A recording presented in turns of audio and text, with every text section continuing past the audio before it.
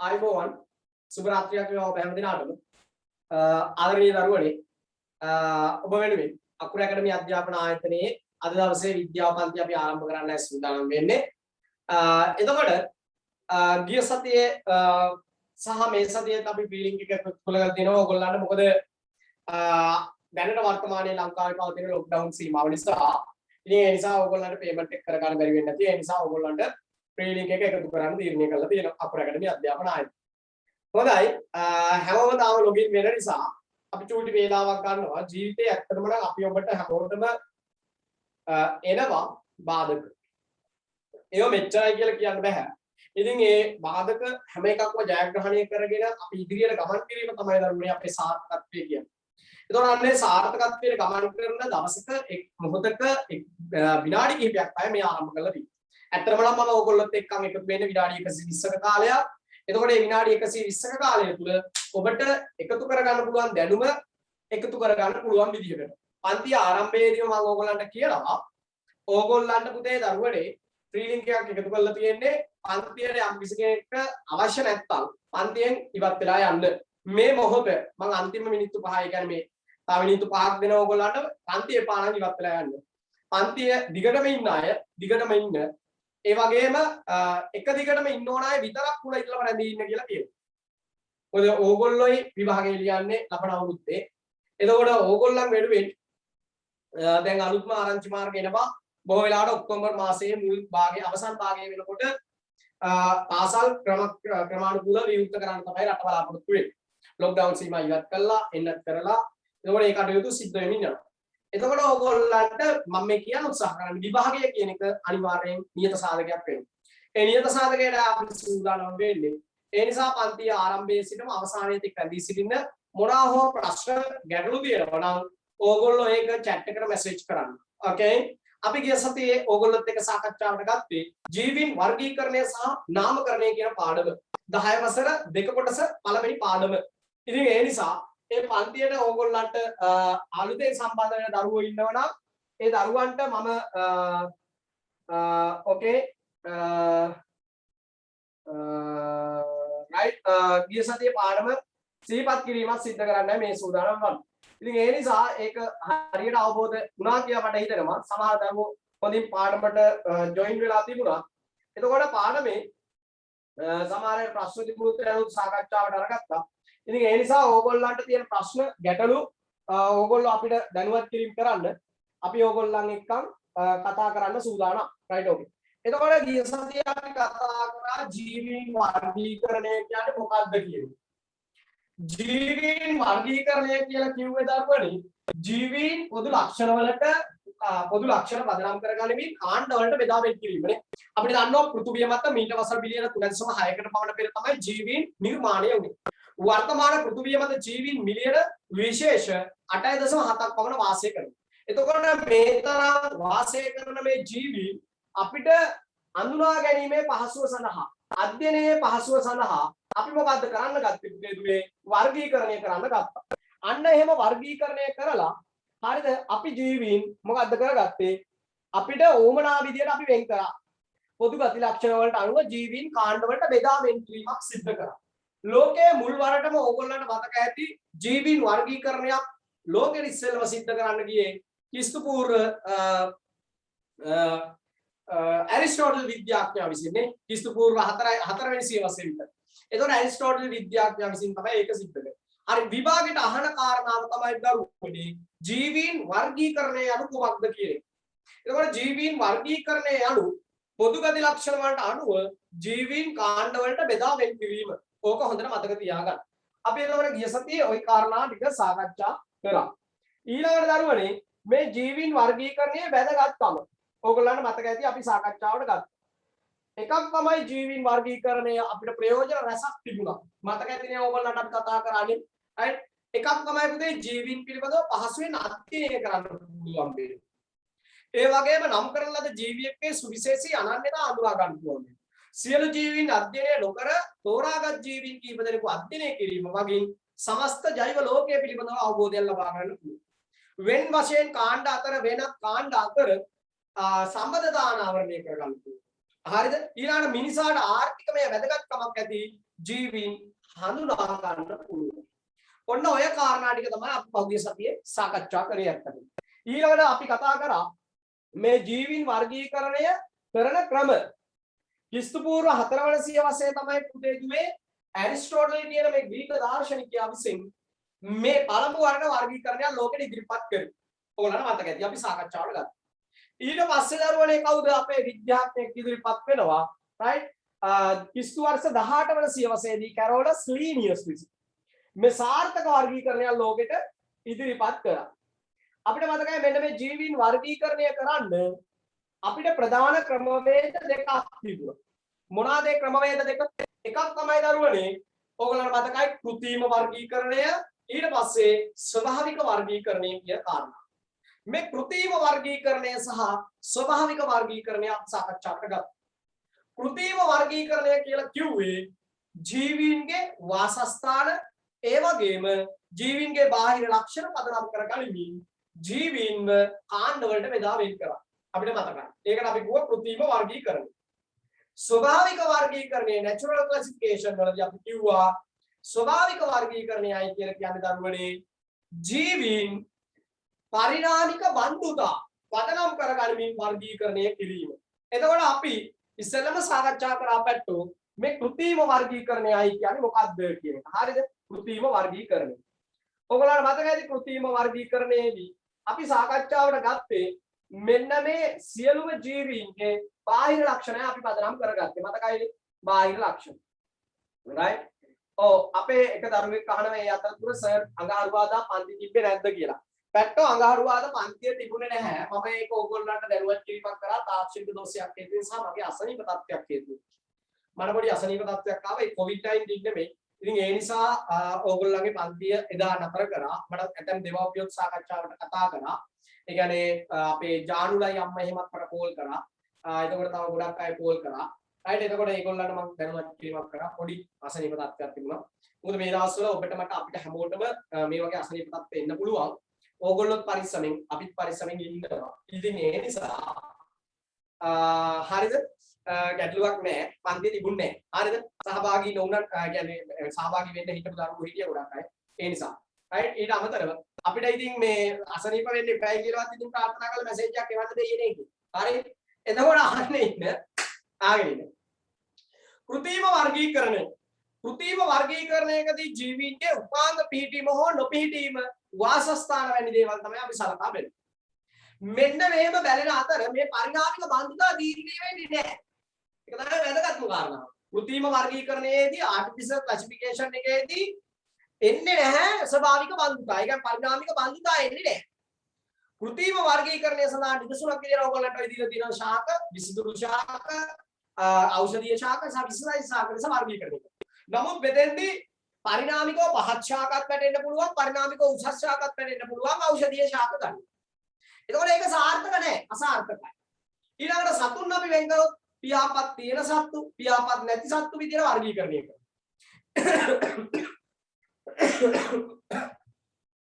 sorry. එතකොට මේ විදියට මේක අසාර්ථකයි. හරිද? එතකොට අපි අවසාන වශයෙන් සාකච්ඡා කරේ කෘත්‍රිම වර්ගීකරණයේ දුර්වලතාවයන්. කෘත්‍රිම වර්ගීකරණයේ දුර්වලතාවය.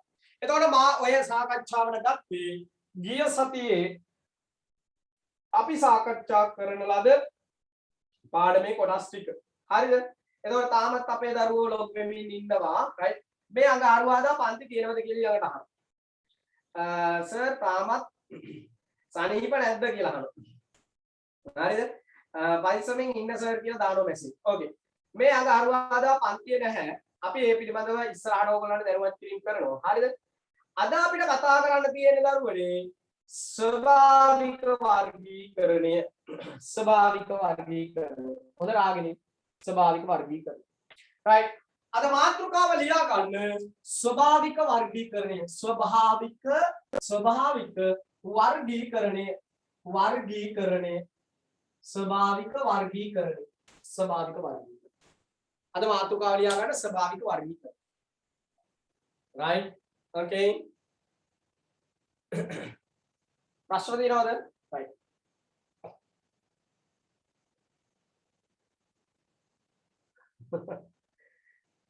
අපේ ළමයි ආනෝ සර් ඉක්මනට කොත්තමල්ලි බොන්න කියලා කියනවා. බය වෙන්න එපා. හරි. ස්වභාවික වර්ගීකරණය. අහගෙන ස්වභාවික වර්ගීකරණය. උදේනුවේ ජීවීන් වර්ගීකරණය කරනකොට ඒකේ සාර්ථකම ක්‍රමවේදය තමයි මේ ස්වභාවික වර්ගීකරණය කියලා කියන්නේ. ස්වභාවික වර්ගීකරණය කියලා කියන්නේ. මේ ස්වභාවික වර්ගීකරණයේදී අපි සලකා බලනවා ජීවීන්ගේ පරිණාමික බන්ධුතාවය. ඒ කියන්නේ මොනවද? ජීවියේ පරිණාමිකව ගොඩ නැගෙන ආකාරය. මේක තමයි සාර්ථකම ක්‍රමවේදය දරුවෝ. හරිද? මේකෙදි මම දැන් මගේ නම ගත්තොත් මම ඇවිල්ලා හෝමෝ සේපියන්ස් කෙනෙක් නේ. හෝමෝ සාපියන්ස් සාපියන්ස් කියලා අපි කියන්නේ. සාපියන්ස් කියනවා සේපියන්ස් කියනවා. ඊළඟට පොල් ගහ ගනිමු. පොල් ගහ ගත්තම කොකොස් ලුසිෆෙරා. තේ ගහ ගනිමු. කැමේලියා සිනෙන්සිස්. බී ශාකය ගනිමු. ඔරයිසා සැටයිවා. උණුහරුප කියනෝ නෙමෙයි විද්‍යාත්මක නාම. එතකොට අන්න ඒ නාමකරණයක් කරන්නේ කොහොමද? මේ ජීවීන් වෙන් කරන්නේ කොහොමද කියන එක අපි ස්වභාවික ක්‍රියාවලියක් ඔස්සේ භාවිතාවට ගැනීම.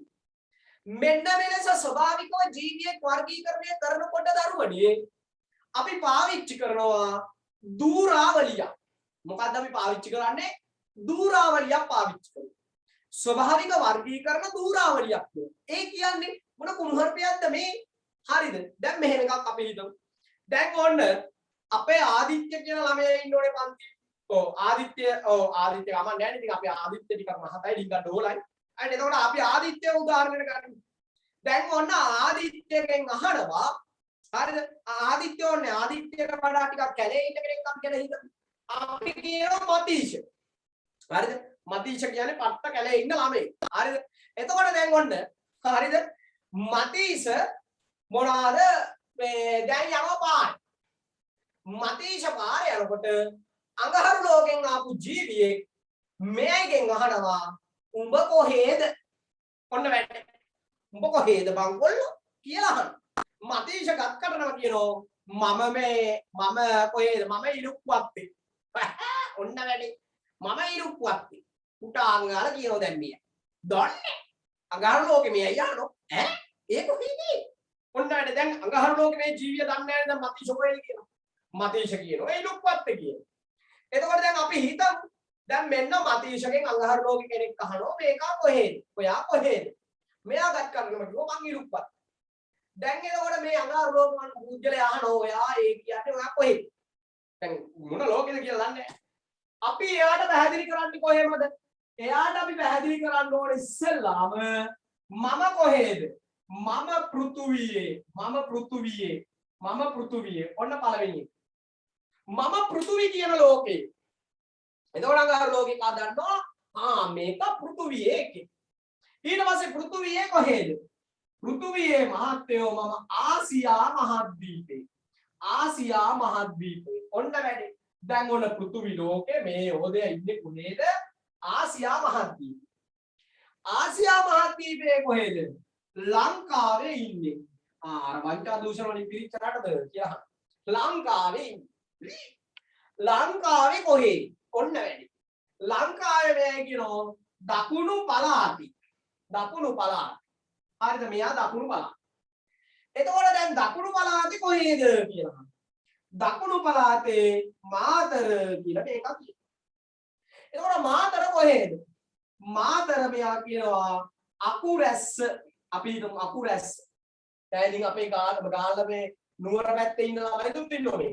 හරි කමක් නැහැ නුවර එළිය ළමයි දුක් ඉන්න මට දාන්න. එතකොට අන්න අකුරැස්ස. අකුරැස්සේ කොහෙද? මේක කියනවා දන්නේ නැහැ Google map එකෙත් නැහැ. කැලේ. හරිද කැලේ. ඔන්න වැඩි. දැන් එතකොට මෙයා කොහෙද ඉන්නේ? කැලේ ඉන්නේ. හරිද? කොහෙද ඉන්නේ? පෘථිවි ලෝකේ, ආසියා මහද්වීපේ, ලංකාවේ, දකුණු පළාතේ, මාතර, අකුරැස්සේ කැලේ. හරිද? ඔන්න මෙයාගේ ඉන්න තැන හොයාගෙන ගියාම කතන්දර. මෙයා වර්ගීකරණය කරේ කොහොමද? ඉස්සෙල්ලම එයා අයිති ලෝකේ. එයා අයිති පළාත් මහද්වීපේ. එයා අයිති රට. එයා අයිති පළාත. එයා අයිති දිස්ත්‍රික්කේ. එයා අයිති කොට්ටාසේ. එයා අයිති ගම කැලේ. හරිද? එතකොට දැන් ඔන්න වෙච්ච වැඩේ. මෙන්න මේ විදිහට දරුවනේ මේ ලෝකේ යම්කිසි ජීවියෙක් ඉන්නවනම් මෙන්න මේ ලෝකයේ යම්කිසි ජීවියෙක් ඉන්නවා නම් මෙන්න මේ කියන ජීවියා වර්ගීකරණය කිරීම සඳහා ඔබ මම අපි භාවිතා කරන ක්‍රමවේදයන් කියන. අන්න ඒකට අපි කියනවා දරුවනේ වර්ගීකරණ දූරාවලිය කියලා. මොකක් කියලා කියනවද? වර්ගීකරණ දූරාවලිය. හොඳට අහගන්න. මේ වර්ගීකරණ දූරාවලිය කියලා කියන්නේ ඒ කිසියම් ජීවියෙක් අයිතිවන අපි දන්නවා රාජධානි කියන. ඊට ඉහළින් අධිරාජධානි කියන. එතකොට මේ වර්ගීකරණය කිරීමට ක්‍රමවේද කිහිපයක් තියෙනවා. අධිරාජධානි, රාජධානි, වංශය, වර්ගය, ගෝත්‍රය, ගණය, කුලය, විශේෂය එහෙම තියෙනවා. උපවිශේෂ එහෙම තියෙනවා. අන්න එලෙස කොටස් වලට බෙදාගෙන යාම අපි කියනවා දරුවනේ ස්වභාවික වර්ගීකරණ දූරාවලිය කියලා. මොකක් කියලා කියනවද? ස්වභාවික වර්ගීකරණ දූරාවලිය කියලා කියනවා. හරිද පැට්ටෝ? දැන් බලන්නකෝ ඕගොල්ලන්ගේ අච්චුපොත පෙළ ගන්න, අච්චුපොත පෙළ ගන්න. රයිට් ඕකේ. අච්චුපොත පෙළ ගන්න. අච්චුපොතේ දෙක පිටුව පෙළ ගන්න. අච්චුපොතේ දෙක පිටුව පෙළ ගන්න. හරිද? ඔන්න ස්වභාවික වර්ගීකරණය. හොඳට අහගෙන හොඳට අහගෙන. ස්වභාවික වර්ගීකරණය යනු ස්වභාවික ජීවීන්ගේ පරිණාමික බන්ධුතා නිරූපණය වන ආකාරයට උන් වර්ග කිරීම අපි කියනවා ස්වභාවික වර්ගීකරණයයි කියලා. අන්න යටින් ඉරකට ගන්න. අච්චුපොතේ දෙවනි පිටුවේ මෙන්න මේ කියන අන්තිම ඡේදය කියන විස්තරය මම මේ කියවනවා. බලන්න. ජීවීන්ගේ පරිණාමික බන්ධුතා නිරූපණය වන ආකාරයට ඔවුන් වර්ග කිරීම ස්වභාවික වර්ගීකරණයේදී සිදු කරයි. ස්වභාවික වර්ගීකරණයේදී අපි කරන්නේ ස්වභාවික වර්ගීකරණයේදී ජීවීන්ගේ රූප විද්‍යාත්මක, කායික විද්‍යාත්මක හා සෛල විද්‍යාත්මක හෝ අණුක ජීව විද්‍යාත්මක ලක්ෂණ පිළිබඳව සලකා බලයි. ස්වභාවික වර්ගීකරණයේ පහත් දාන ලක්ෂණ අන්න මේකෙදි වැදගත්ම තැනක්. ඒ මොනවාද?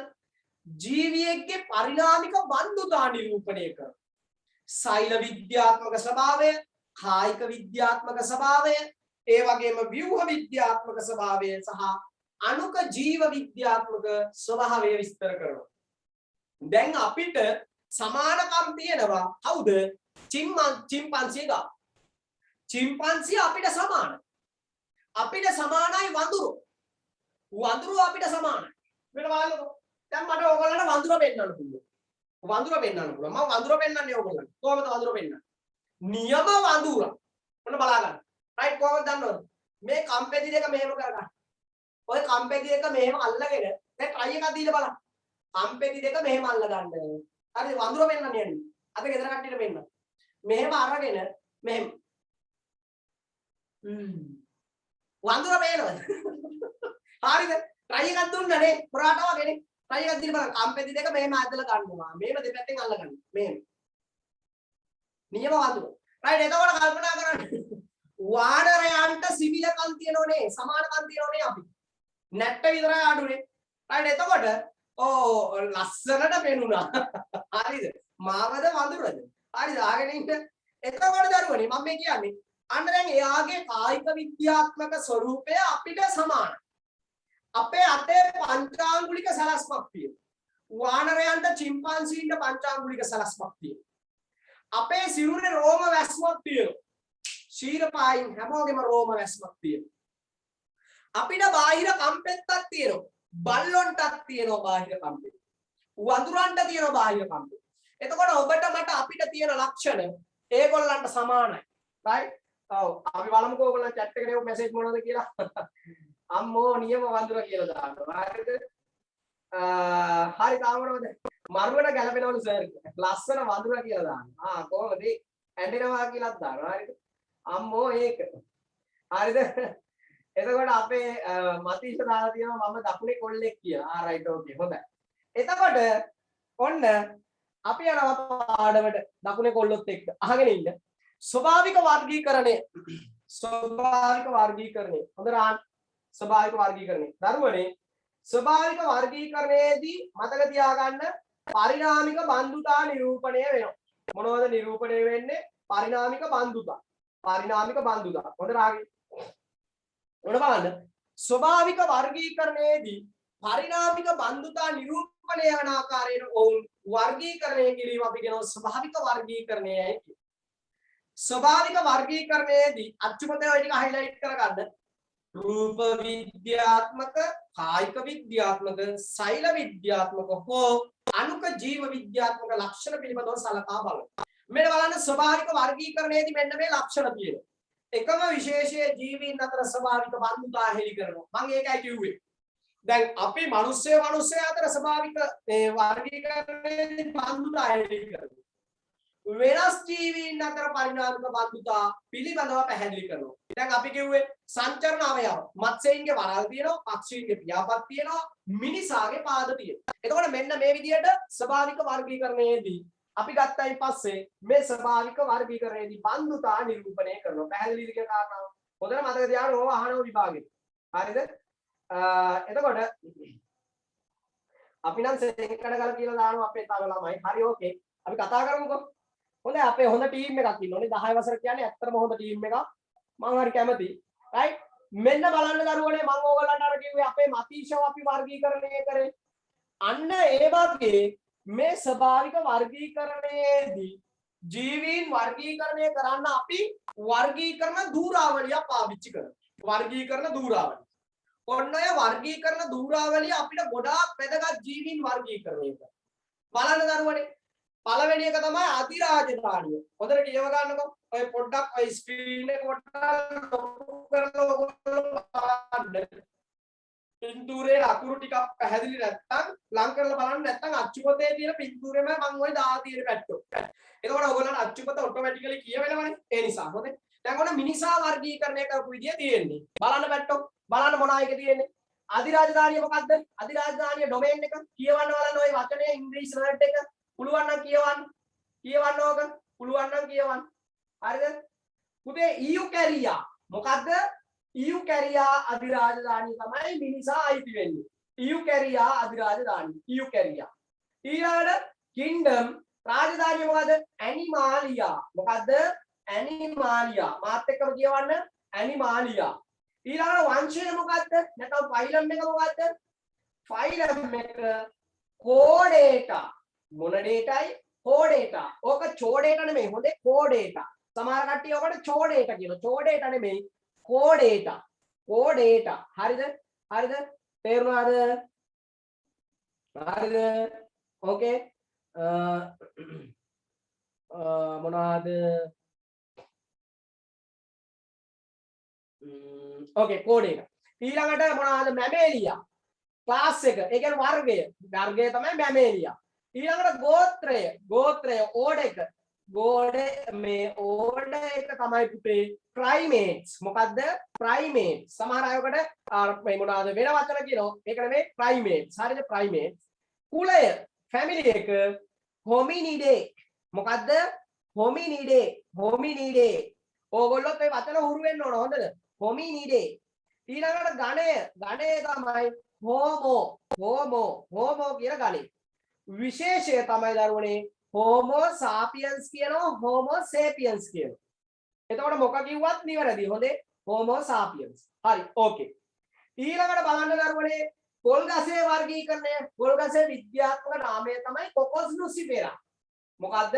කොකොස් නුසිෆෙරා. ඔය ග්‍රීක වචනය. හොඳේ මොකද්ද සර් අනේ ওই භාෂාව මේ කියලා දානවා. හරිද?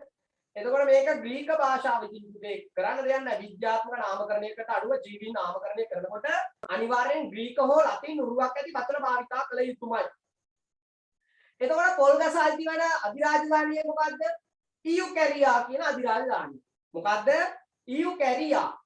ඊළඟට රාජධානිය තමයි කින්ඩම් ප්ලාන්ටේ. මොකද්ද? කින්ඩම් ප්ලාන්ටේ.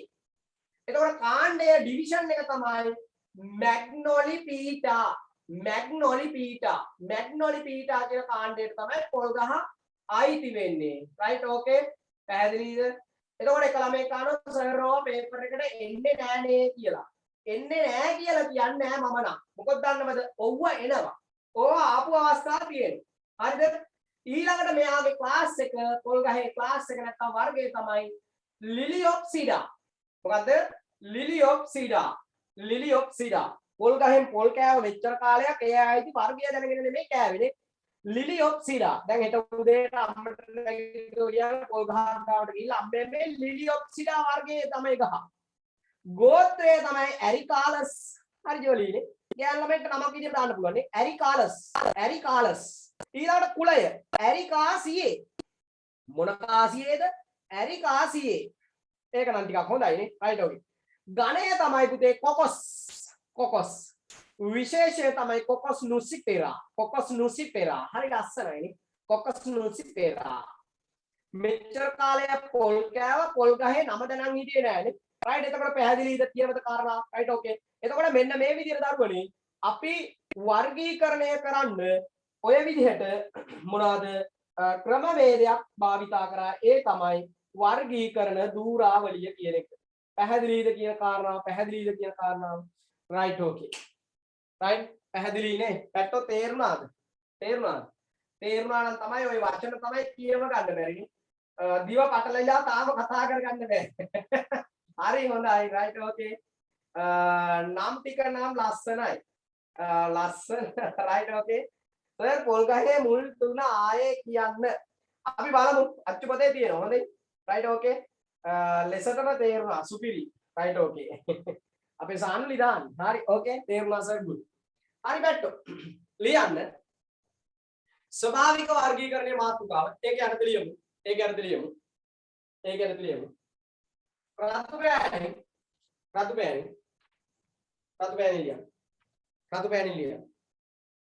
රයිට් රතු පෑනේ ලියන්න. ජීවීන්ගේ පරිණාමික බන්ධුතා ජීවීන්ගේ පරිණාමික බන්ධුතා ජීවීන්ගේ පරිණාමික බන්ධුතා ජීවීන්ගේ පරිණාමික බන්ධුතා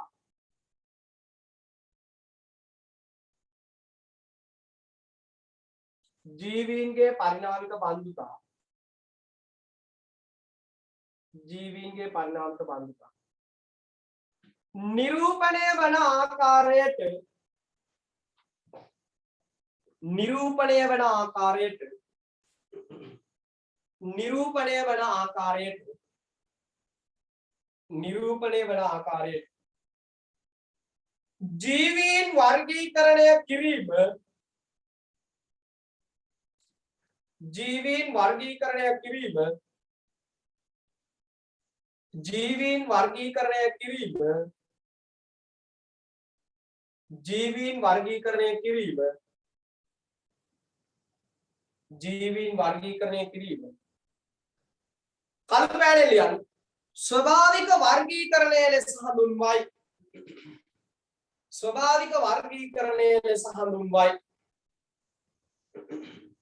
ස්වභාවික වර්ගීකරණය ලෙස හඳුන්වයි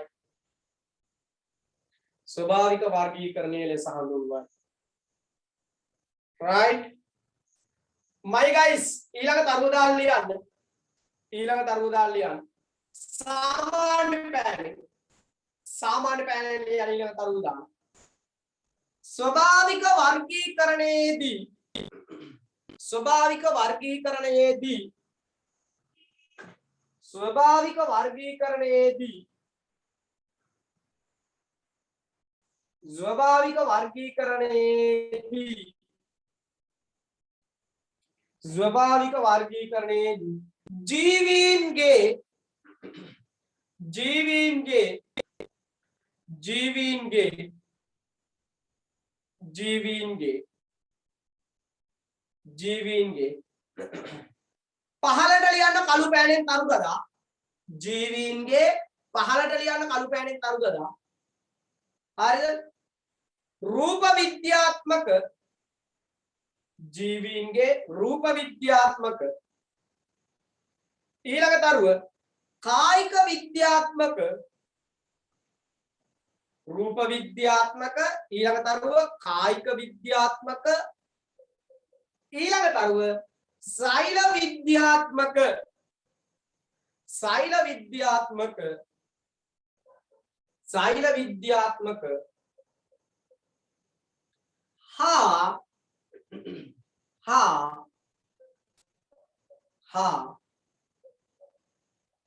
अणुक जीव विद्यात्मक लक्षण अणुक जीव विद्यात्मक लक्षण अणुक जीव विद्यात्मक लक्षण අනුක ජීව විද්‍යාත්මක ලක්ෂණ අනුක ජීව විද්‍යාත්මක ලක්ෂණ සලකා බලයි අනුක ජීව විද්‍යාත්මක ලක්ෂණ සලකා බලයි අනුක ජීව විද්‍යාත්මක ලක්ෂණ සලකා බලයි ඊළඟ තරුව දාලා යන පැත්තට සාමාන්‍ය පෑලේ ඊළඟ තරුව දාලා යන සාමාන්‍ය පෑලේ ස්වභාවික වර්ගීකරණයේදී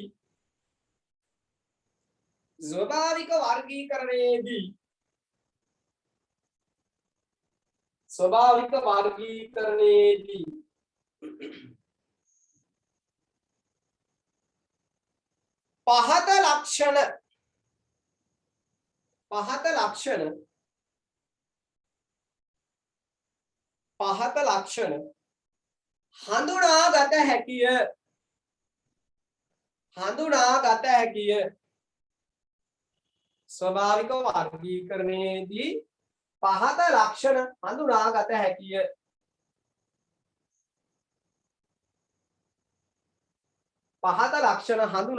හැකිය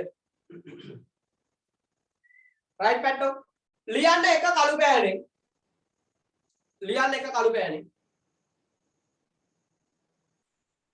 ජීවීන් අතර එකම විශේෂයේ ජීවීන් අතර ස්ක්‍රීන් එකේ තියෙනවා ඕගොල්ලන්ට බලාගෙන ලියන්නත් ඇයි මං ඉතින් අර කෑ ගහනෝනේ මට පුරුද්දනේ හරිද එකම විශේෂයේ ජීවීන් අතර ස්වභාවික බන්ධුතා හෙළි කරයි එකම විශේෂයේ ජීවීන් අතර ස්වභාවික බන්ධුතා හෙළි කරයි ඊළඟ තරුව වෙනස් ජීවීන් අතර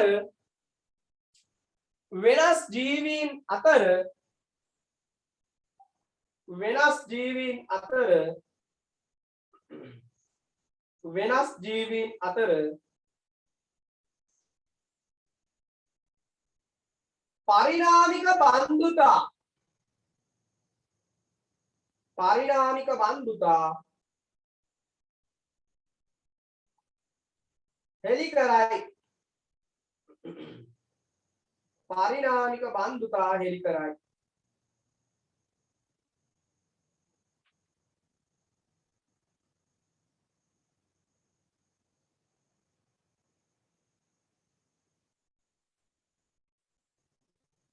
හරිද පැට්ටෝ ලියලි ඉවරයිද හොඳ ඇත්තටම අපේ 10 වසරේ ළමයි අපේ ගෲප් එක ඇත්තටම මම අර හැමනිතරම කියනවා වගේ අපේ දරුවෝ ඇත්තටම හරිම හොඳයි. ඇත්ත මම මොකද එහෙම කියන්නේ අපේ ග්‍රේඩ් 8 වල ළමයි වගේ තමයි ඕගොල්ලෝ. හරිද? අත රිදෙනවා සර්. හොඳයි අවංක ළමයි ඉන්නේ නේ ඇත්ත කතා කරන්නේ. එතකොට ආගෙන ඉන්න. මොකද ග්‍රේඩ් 10 වල ළමයි ටිකක් ප්‍රශ්න අහනවා. මම කියන්නේ ප්‍රශ්න අහන්න. මොකද ඕගොල්ලෝ බය වෙන්න එපා ලැජ්ජ වෙන්න එපා මේ ප්‍රජාත් සර්ගේ ප්‍රශ්න. මම ඇවිල්ලා අර සාමාන්‍යයෙන් සාම්ප්‍රදායික ගුරුවරුන්ට වඩා වෙනස්. මම හැමනිතරම ඉන්නේ ළමයින්ගේ පැත්තේ. දැන් මේ දවස්වල ගෙදර අම්මලා තාත්තලා ඕගොල්ලන්ට පේන්න බෑ. අම්මපණන් ඇත්තනේ නේ. පොඩි වැරද්දක් වෙච්ච ඇටි බොස්සලකින් මැස්ස යන්න බෑ. මුඩේ ඉන්න බෑ කුලප්පුව ගෙදර ටීවී බැලුවත් බань. හරිද? ගෙදරින් කෑවත් බණි. සමහර ගෙවල් වල ඔය වගේ ප්‍රශ්න තියෙනවා. ගහකට නැග්ගත් බණි. හරියටම හරි සර්. අපේ අක්කා තමයි හේරම කරන්නේ. හරිද? අක්කා තමයි කෙක්ක වගේ ඉන්නේ නේද? හරි කොක්කටම තමයි නිතරම එන්නේ නේද? හරි එතකොට හරිද?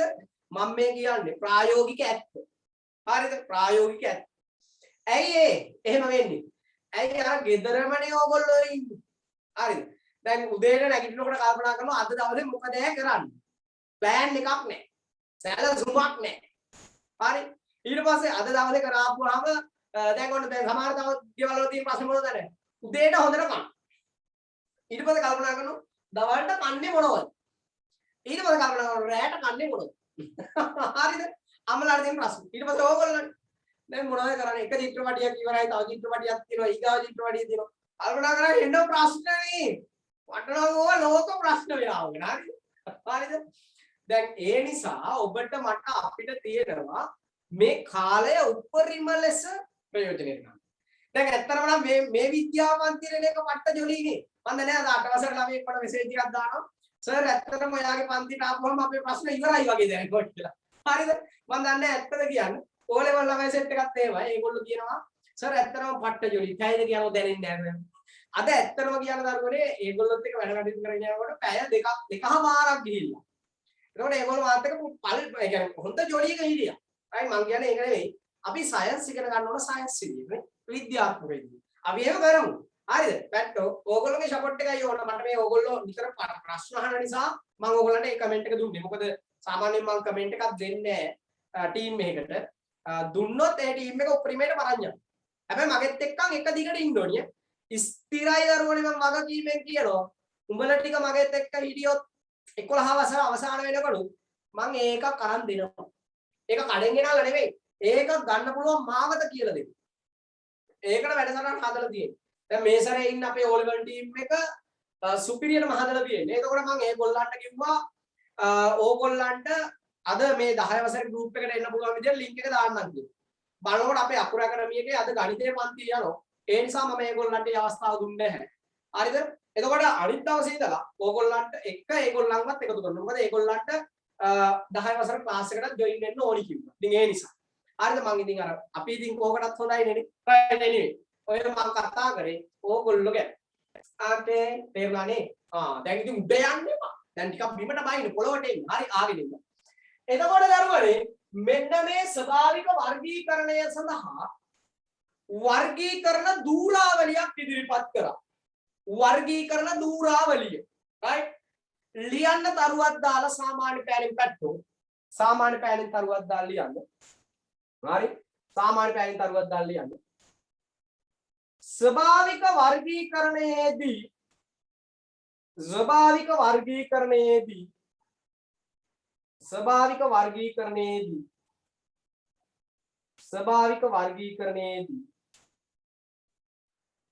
වර්ගීකරණ දූරාවලියක් භාවිතා කරයි. වර්ගීකරණ දූරාවලියක් භාවිතා කරයි. right? වර්ගීකරණ දූරාවලියක් භාවිතා කරයි. දරුවනේ ඔන්න ඔය වර්ගීකරණ දූරාවලිය තුල තියෙන මෙන්න මේ ටික පිළිවෙලින් ලියා ගන්න. වර්ගීකරණ දූරාවලිය විතරක් පිළිවෙලින් ලියා ගන්න. මොනවද? ඔය ස්ක්‍රීන් එක බලන්න. මෙන්න මේ මං කියන ටික විතරයි ලියා ගන්න ඕන. හොඳේ. කළු පෑනෙන් ලියන්න ඕන. හොඳේ. පළවෙනි එක කියලා ලියලා අධිරාජධානිය. දෙක රාජධානිය. තුන වංශය, වර්ගය, ගෝත්‍රය, කුලය, ගණය, විශේෂය. ටක් ගාලා ලියන්න. ඔය ටික විතරක් ලියන්න. ඉංග්‍රීසි වර්ඩ් එකත් එක්ක ලියන්න. මොනවාද? අධිරාජධානිය ඩොමේන්, රාජධානිය කින්ඩම්, වංශය ෆයිලම්, වර්ගය ක්ලාස්, ගෝත්‍රය ඕඩර්, කුලය ෆැමිලි, ගණය ජීනියස්, මොනවාද විශේෂය ස්පීසිස්. එතකොට ඔය ටික විතරක් ලියන්න. තේරුණානේ? right?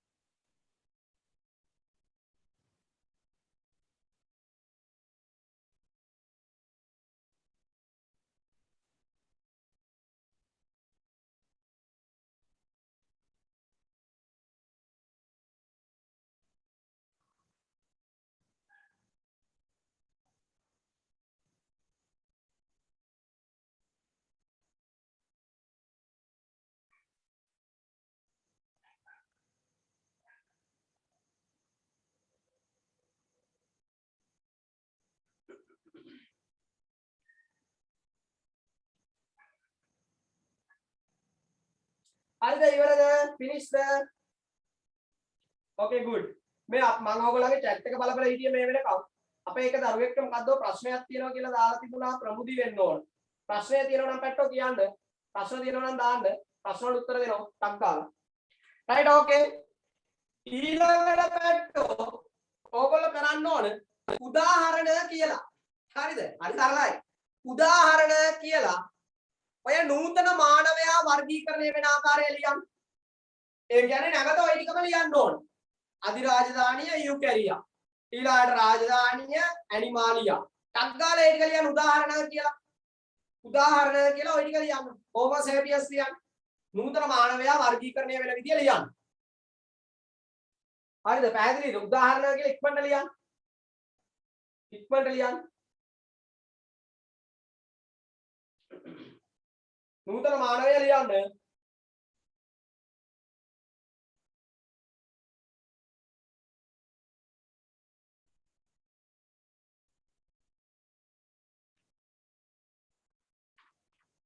ඊළඟට තව කාරණාවක් තියෙනවා ඕගොල්ලන්ගේ ওই යාළුවෝ ඉන්නවනම් ඒ යාළුවන්ට මේ ලින්ක් එක ෂෙයා කරලා පුළුවන් තරම් යාළුවෝ එකතු කරගන්න එහෙනම් ඔබේ වගකීමක් සහ යුතුයකමක් වෙනවා ඇත්ත මොකද මේ කොරෝනා අවධිය තුල මේ අවස්ථාව ඕගොල්ලන්ට දීලා තියෙන අකුර ඇකඩමි එකෙන් පුළුවන් තරම් ඉස්කෝලවල වල ඉන්න යාළුවන්ට හැමෝටම ෂෙයා කරන්න ඉස්කෝලේ ගෲප් එකට දාන්න කමක් නැහැ ප්‍රශ්නයක් නැහැ මොකද යාළුවෙක් හරි එකතු වෙනවනේ නේද එක දවසකට හරි අපේ පන්තියට આવොත් ඒකත් වටිනවනේ නේ right සමහර වෙලාවට මාව දැකලවත් නැති ඇති කවදාවත් සමහර ළමයි මෙතන ඉන්න සමහර ළමයි ජීවිතේ පළවෙනි වතාවට මාව දකින්නේ නැති නේද ඉතින් අපි හරි අහිංසකයි අපි තරහ නැහැ අපි ගහන්නේ කවදාවත් පන්තික ළමයට ගහලා නැහැ නේ මේ ඕගොල්ලෝ ලියා ගන්න අතරතුර මම මේ කියන්නේ හරිද වැරද්දක් නැතිව right එතකොට ඕගොල්ලන් තව යාළුවෝ එකතු කරගන්න දරුවනේ එකතු කරගෙන ඕගොල්ලන්ට පුළුවන් අපේ පන්තියට තව දරුවන් එක්ක එකතු වෙන්න නේ right පුළුවන් තරම් යාළුවෝ එකතු කරගන්න ප්‍රශ්නයක් නැහැ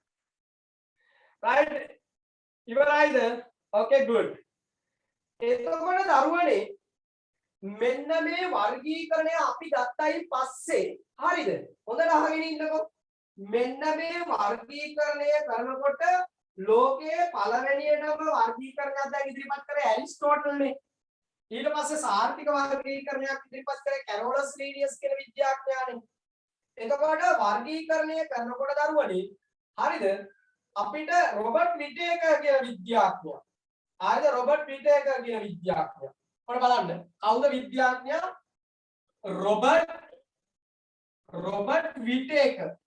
විටේකර් ඔන්න බලන්න වැඩේ හරිද හොඳට අහගෙන 1969 අවුරුද්දේ මේ රොබර්ට් විටේකර් කියන විද්‍යාඥයා 1969 අවුරුද්දේ මේ රොබර්ට් විටේකර් කියන විද්‍යාඥයා මොකද්ද කරේ වර්ගීකරණයක් ඉදිරිපත් කළා මේ ලෝකයේ ඉන්න ජීවීන් ටික ඔන්න බලන්න මේ මෙතන කියලා දෙන චූටි කතාව මේ පොයින්ට් එක අල්ලගත්තොත් ගොඩ හොඳට අහගන්න මෙන්න මේ රොබර්ට් විටේකර් කියන විද්‍යාඥයා පැත්තෝ 1969 මේ ලෝකයේ තුල ඉන්න සියලු ජීවීන් රාජධානි පහකට බෙදුවා හරිද ඔන්න වැඩේ මේ ලෝකයේ සිටින සියලුම ජීවීන් රාජධානි පහකට බෙදලා වෙන් කරා කවුද රොබර්ට් විටේකර් කියන විද්‍යාඥයා 1969 හරිද ඊළඟට පුතේ දුවේ ඕගොල්ලන්ට දන්නේ නැති පැති මම ඉපදිලා අවුරුදු 2යි මට මතකයි හරිද මම ඉපදිලා අවුරුදු 2යි ඒකට මගේ වයස හිතා ගන්න පුළුවන්ද මම 1988 1990 අවුරුද්දේ 1990 අවුරුද්දේ නම ටිකක් කිව්වොත් අමුතුයි වගේ කාල් වූස් කවුද කාල් වූස් කියන විද්‍යාඥයා කාල් වූස් කියනවා මෙන්න මේ රාජධානි පහේ වර්ගීකරණය ඉදිරිපත් කරානේ දැන් රොබර්ට් විටේකර් මේ රොබර්ට් විටේකර් ඉදිරිපත් කරපු රාජධානි පහට ඉහළින් මෙයා කියනවා මීට වඩා ඉහළින් ඉන්නවා අධිරාජධානි ඔන්න වැඩේ මෙයා කියනවා මීට ඉහළින් ඉන්නවා කවුද අධිරාජධානි තුනකට මේ ලෝකයේ ජීවීන් වෙන් කරලා ඔන්න වෙච්ච වැඩි. දැන් ලෝකයේ පළමුවෙන්ම වර්ගීකරණයක් ඉදිරිපත් කරේ ඇරිස්ටෝටල්. ඊට පස්සේ සාර්ථක වර්ගීකරණයක් ඉදිරිපත් කරා කැරෝලස් ලීනියස් කියන. ඊළඟට මේ ලෝකයේ සියලුම ජීවීන් ටික වර්ගීකරණය කරා රාජධානී පහකට කවුද? රොබර්ට් විටේකර් කියන විද්‍යාඥයා. රොබර්ට් විටේකර්. ඒ රොබර්ට් විටේකර් විද්‍යාඥයාගෙන් පස්සේ දරුවනේ කවුද? කාල් වූස් කියන විද්‍යාඥයා මේ ලෝකයේ ජීවීන් රාජධානී වලට වඩා ඉහළින් පිහිටි තාක්ෂණයකට බෙදනවා. අපි ඕකට කියන මොකක් කියලාද? අධිරාජධානී තුනක් කියලා. හරිද? අධිරාජධානී තුනක්. අපි ඉස්සරහට කතා කරමු. හරිම ලේසි. තේරුණාද කියපු කාරණා? තේරුණාද කියපු කාරණා? රොබර්ට් විටේකර් කියන විද්‍යාඥයා රාජධානී පහකට මේ ලෝකයේ ජීවීන් බෙදලා වෙන් කරා. ඊට ඉහළින් අධිරාජධානී තුනක් තියෙයි කියලා වර්ගීකරණයක් ඉදිරිපත් කරා කවුද? කාල් ලූස්. මේ ඉන්නේ කාල් ලූස්. එයා පස්සේ ආවා.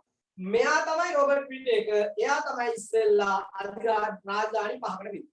මේ රාජධානී පහ තමයි කින්ඩම් ප්ලාන්ටේ, කින්ඩම් ඇනිමාලියා, කින්ඩම් ෆන්ගයි. එහෙම කියලා ප්‍රොටිස්ටා, මොනෙරා, ප්‍රොටිස්ටා, ෆන්ගයි කියලා පහකට බෙදුවා.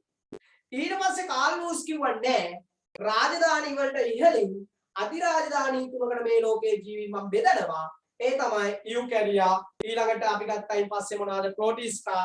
අරයිට ওই විදියට ප්‍රොටෝසෝවා ওই විදියට ගත්තා තුනකට ආවා. අපි ආන් එතෙන්ට යනවා. ඔන්න බලන්න. ඕගොල්ලන්ගේ පොතේ පිටු අංකය 3 පෙළ ගන්න. පිටු අංකය 3 පෙළ ගන්න. හයිලයිට් කර ගන්න ඕන තැන දැන් මම කියනවා. හොඳට ආකාර පැට්ටෝ. අධිරාජධානී තුනේ වර්ගීකරණය. 3 domain system of classification. හොඳට ආගන්න. ජීවීන් වර්ගීකරණය සඳහා වඩාත් යෝග්‍ය වන්නේ ස්වභාවික වර්ගීකරණ පද්ධතියකි. ඒක අපි දැන් ඉගෙනගෙන තියෙනවනේ. ඒක ඕකේ.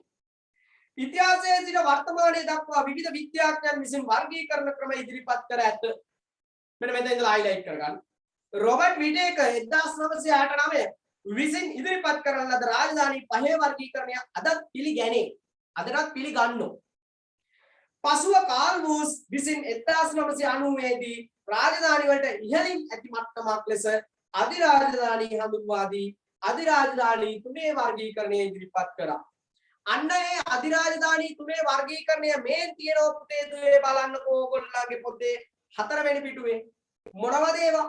ආකියා අධිරාජධානිය, බැක්ටීරියා අධිරාජධානිය, ඉයුකැරියා අධිරාජධානිය. අන්න වැඩි අධිරාජධානී තුන මොකද්ද? හැමෝම කියවන්න බලන්න. ආකියා, බැක්ටීරියා, ඉයුකැරියා කියලා මෙන්න මේ අධිරාජධානී තුන.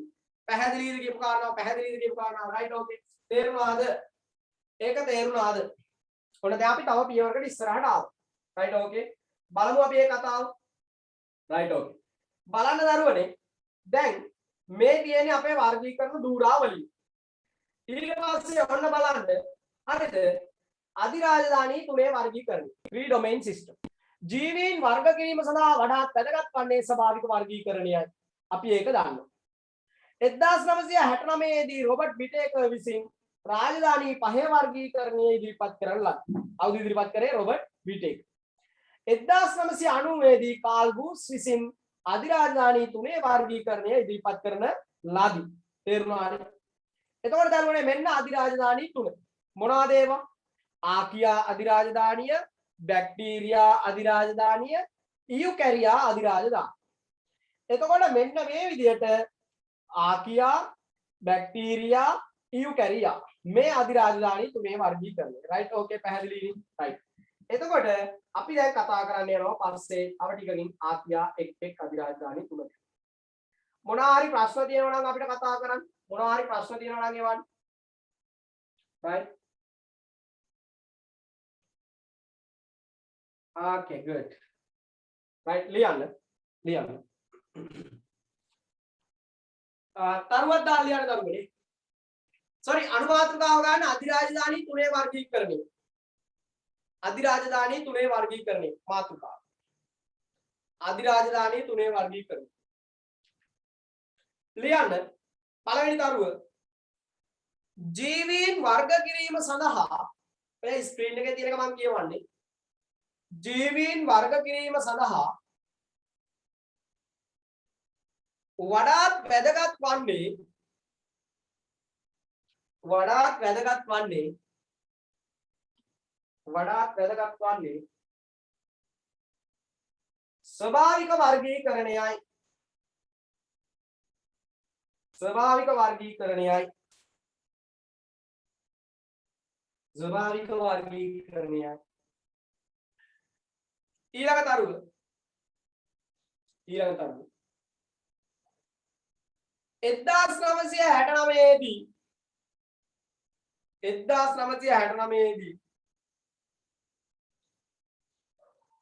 රොබර්ට් විටේකර් විසින්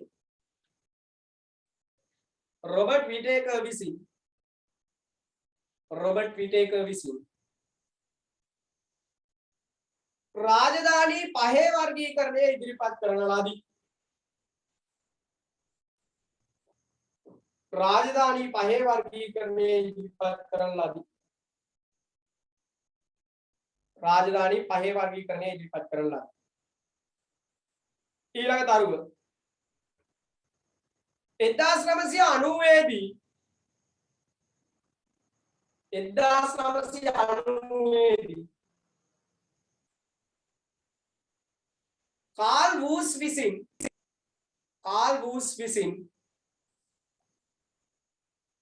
कार्ल वूस विसिन राजधानी तुणे वर्गीकरणे इදිරිපත් කරන ලදී. राजधानी तुणे वर्गीकरणे इදිරිපත් කරන ලදී. राजधानी तुणे वर्गीकरणे इදිරිපත් කරන ලදී. सॉरी अधिराजधानी तुणे वर्गीकरणे इදිරිපත් කරන ලදී. अधिराजधानी तुणे वर्गीकरणे इදිරිපත් කරන ලදී. राइट පුතේ දුවේ अधिराजधानी තුන කියලා ඔය තුන ලියා ගන්න ඉක්මනට. अधिराजधानी තුන කියලා ඔය තුන නම් කර ගන්න ටක් කාලා ඉක්මනට ඔය තුන වර්ගීකරණය කර ගන්න. ඉක්මනට ඔය තුන ලියන්න. अधिराजधानी තුන ලියා ගන්න. आकिया अधिराजधानीय कलु पैनेंगे. बैक्टीरिया अधिराजधानीय यूकैरिया अधिराजधानीय. डोमेन एरिकासिए, डोमेन बैक्टीरिया, डोमेन आकिया, डोमेन बैक्टीरिया, डोमेन यूकैरिया.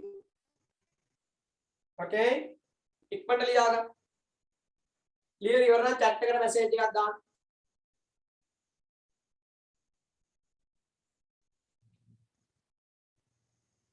පැහැදිලි නේ?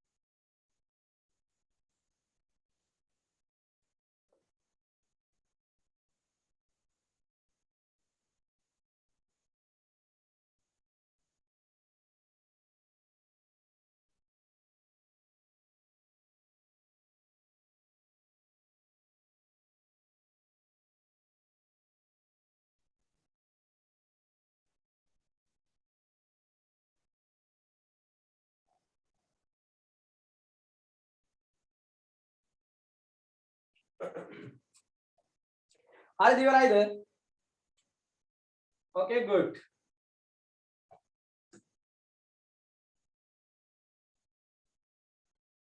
හරි හොඳට ආගෙන ඉන්න පැත්තෝ. හොඳට ආගෙන ඉන්න. දැන් එතකොට ඔන්න අපේ මේ ස්වභාවික වර්ගීකරණයේදී වර්ගීකරණ ධූරාවලියක් ඉදිරිපත් කරා. ඒ වර්ගීකරණ ධූරාවලියේ රාජධානී පහකට රොබර්ට් විටේකර් විසින් වෙන් කරා. अधिराजधानी තුනේ වර්ගීකරණය ඉදිරිපත් කරා දරුවනේ. එතකොට කවුද? कार्ल वूस කියන විද්‍යාඥයා. कार्ल वूस කියන විද්‍යාඥයා.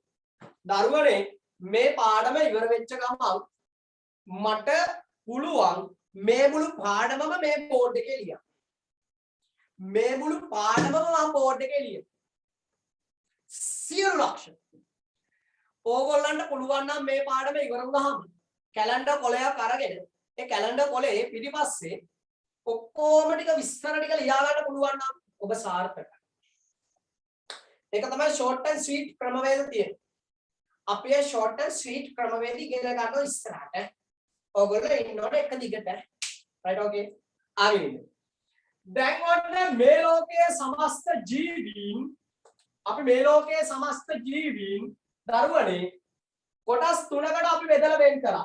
මේ ලෝකයේ සමස්ත ජීවීන් අපි අධිරාජධානී තුනකට බෙදුවා. මොනවා ඒවා? එකක් තමයි පැට්ටෝ ආකියා කියලා කියන්නේ. ආකියා. දෙවෙනි එක තමයි කවුද? බැක්ටීරියා. මොනටීරියාද? බැක්ටීරියා. ඊළඟ එකේනා තමයි කවුද? ඉයුකැරියා. ඉයුකැරියා. right? ඔන්න අපේ කතාව. හරි. මේ ලෝකයේ ජීවීන් අපි ප්‍රධාන වශයෙන් කොටස් තුනකට බෙදුවා පැත්තේ. මොනවා ඒවා? එකක් තමයි ආකියා අධිරාජධානිය, අනිත් එක බැක්ටීරියා අධිරාජධානිය, අනිත් එක ඉයුකැරියා අධිරාජධානිය. හරි. දැන් මම ඉස්සෙල්ලම ගන්න ඕගොල්ලන්ට මේ ආකියා අධිරාජධානිය. මේ ආකියා අධිරාජධානිය අපි ගත්තාම මේ ආකියා අධිරාජධානියේ ඉන්න ජීවීන් ප්‍රාග්ඥස්තිකයි. මොකක්? ප්‍රාග්ඥස්තිකයි. දැන් අපේ ওই කෑගල්ලේ මාතලේ පැත්තේ කොල්ලෝ ඉන්නවා කියලා මට දැම්ම මැසේජ්. සෙන්කඩගල පුරවරයේ ඉන්න කොල්ලෝ කෙල්ලෝ දැම්ම මැසේජ්. මට දැන් chat එකට දාන්නකො ප්‍රාග්ඥස්තිකයි කියන්නේ මොකක්ද කියලා. අඩෝ අදමයි ඇහුවේ. අදමයි ඇහුවේ කියලා හරි දාන්නකො මැසේජ් එක. දන්න අය වැඩෝ වගේ chat එකට මැසේජ් එකක් දාන්නකො. දැන් මෙච්චර මැසේජ් කරා වගේ. right? වැඩෝනේ ඉන්නේ අපේ පන්තියේ වැඩෝ ඉන්නේ. right? එතකොට කොබලන්ට කියන්න බලන්න. අනේ මන්ද ගුලියක් වගේද කියලාත් අහන්න. ඤස්ටි නොමැති කියලාත් දාන්න. අනේ මන්ද සර් ඒ මොකක්ද අනේ ඤස්ටියක් නැතෝ කියලා දානවා අපේ ගයලි. ඤස්ටියක් නැති කියලා දානවා. මේ දැන් ඇහුවෙත් සර් අශාන් දානවා. අශානා දානවා. අශානා නේද? right? එතකොට සවින්ද මොකද්ද? සංවිධානය වූ ඤස්ති නැති කියන එක. සංවිධානය නැති කියන එක. ඤස්තියක් නොමැති ජීවීන් පූජනීය දානවා. I don't know ඉමාශ දානවා. තව අනිත් අය කෝ සෙනුලි දානවා අපේ සනුලි දානවා සර් ඉස්සෙල්ලම කියන්නලු. අනේ අම්මේ මං කියන්නම් ඊට පස්සේ කියන්න ඕගොල්ලෝ හොඳද? අදමයි ඇහුවේ සර් ප්‍රාග්ඥස්තික. සංවිධානය වූ ඤස්ටි නොමැති. very good. සනුක හොඳයි. right okay. I don't know අපේ කට්ටිය දානවා. හොඳයි. නොදන්නාකමත් ඉතින් වැදගත් ලක්ෂණයක් නේද? වෙලාවකට අහගෙන ඉන්න. මේ අහගෙන පුතේ දුවේ මේ ලෝකයේ ඤස්ටි බෙදෙනවා කොටස් දෙකකට. මේ ලෝකයේ ඤස්ටි බෙදෙනවා කොටස් දෙකකට. මගේ හෝල් ක්ලාස් වලට ආපු එවුන් ඉන්නවා නම් ගහනවා පතු යනකම්ම. ඇයි ඒ? මෙවුන්දලාට කියලා දුන්නෝකම. සෛලය පාඩමේදී හරිද? ඤස්ටිය යටදෙනි මං කිව්වා. සෛලය පාඩමේදී ඤස්ටිය යටදෙනි කිව්වා. මොකද්ද? ඤස්ටියක් කියලා කියන්නේ සාමාන්‍ය සෛලයක විශාලතම ඉන්ද්‍රියකාව. දැන් මතක තියාගන්න ඤස්ටිය කියලා කියන්නේ විශාලතම ඉන්ද්‍රියකාව. මේ ඤස්ටිය තමයි සෛලයක සියලු කාර්යයන් පාලනය කරන්නේ. හොඳට අහගන්න. ඤස්ටි නෑ කියන එක නෙමෙයි මෙතන තියෙන ප්‍රශ්නේ. ඤස්ටි තියෙනවා සංවිධානය වෙනා නැහැ. ඒ කියන්නේ දැන් මෙතන මේව කතාව කරමු අපි. ඤස්ටියක් කියලා කියන්නේ දරුවනේ සෛලයක මෙයාගේ ඤස්ටි පටල දෙකක් තියෙනවා. ඤස්ටි පටල දෙකක් තියෙනවා. මෙයාගේ DNA දාම තියෙනවා. DNA දාම තියෙනවා. අපි ගිය සතියේ කතා කරා PCR ගැන කතා කරනකොට DNA දාමේ තමයි සලකා බලන්නේ. ඒ විතරක් නෙමෙයි ඕනම ඤස්තියක තියෙනවා චූටිම ඉන්ද්‍රියකාවක්. ඒකට අපි කියනවා ඤස්තිකාව. හරි ලස්සනයි. මොකද්ද? ඤස්තිකාව. දැන් මෙන්න මේ ඤස්තිය ගත්තාම මේ ඤස්තිය තුල දරුවනේ ඤස්ති පටල තිබුණා, DNA දාම තිබුණා. ඒ විතරක් නෙමෙයි RNA දාමක් තියෙනවා. මොන දාමේ කියන්නේ? RNA තියෙනවා. ඔන්න දැන් මෙයාගේ DNA තියෙනවා. ඒ වගේම RNA තියෙනවා. හරිද? ඒ වගේම තව තියෙනවා මොකද්ද? න්‍යෂ්ටිකාව. න්‍යෂ්ටිකාව. ඔන්න න්‍යෂ්ටියක අන්තර්ගත වන කුඩාම කුඩා උපඉන්ද්‍ර එකක් මෙයා තුල තියෙනවා.